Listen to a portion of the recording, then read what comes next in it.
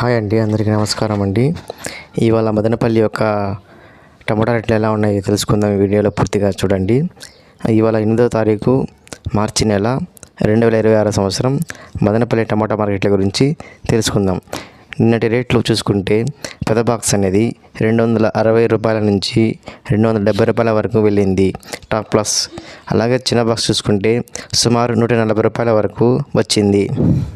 ఈరోజు మార్కెట్ రేట్లు కొంచెం చాలా వరకునే తగ్గాయి.